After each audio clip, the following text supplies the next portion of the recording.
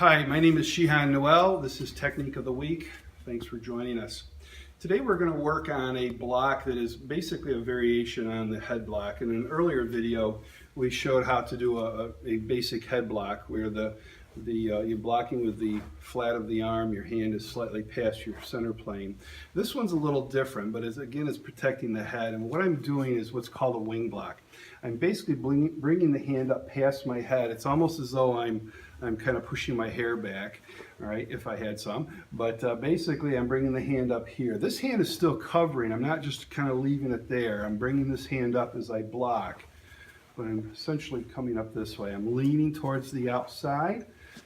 If I'm blocking with my right hand, I'm stepping left. If I block with my right hand, I'm stepping left. If I step to the right, I'm going to block with my left. So I'm blocking with the opposing side of my body. So left foot, right hand blocks, right foot, left hand blocks. So this was useful when someone's trying to punch you. Essentially he sets up, he thinks he's a kickboxer, and he's going to come in either with a lead jab or he's going to come in with a right cross. And of course this also works on the other side of it as well. He could be in a southpaw position where he's got his left hand. If he's left hand dominant, he could have his left hand back, and the technique will work the same. It's just you're going to transcribe the side of the body that you're utilizing the technique on. So let's go back to right hand dominant in reverse. So as he comes in with his right cross, I'm basically blocking up and catching the arm here. There's a good likelihood if he's coming in fast, I may end up getting hit. All right, he may get a direct hit. He may hit my arm. He may hit my elbow. Of course, that would be nice if he did that. But point being is that my arm is probably going to take a shot.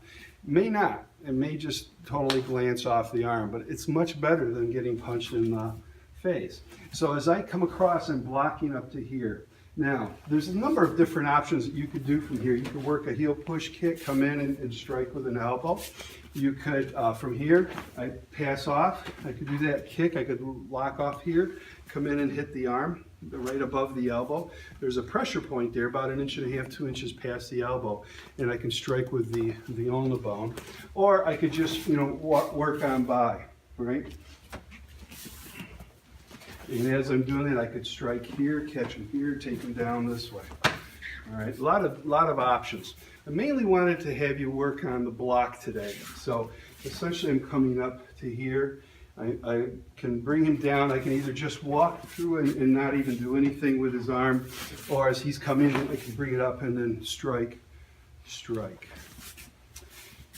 If he comes off the lead arm, I basically open him up and I'm really wide open for that follow-up punch. When I block this punch, he could still hit me with that hand, but it's a lot harder because he's got this arm in his way. But if he comes in and I block this hand, I can do the same thing. I immediately want to come in with a strike, all right? So I'm coming up to here, I'm going to strike, and my hands are in front so that I can jam his technique.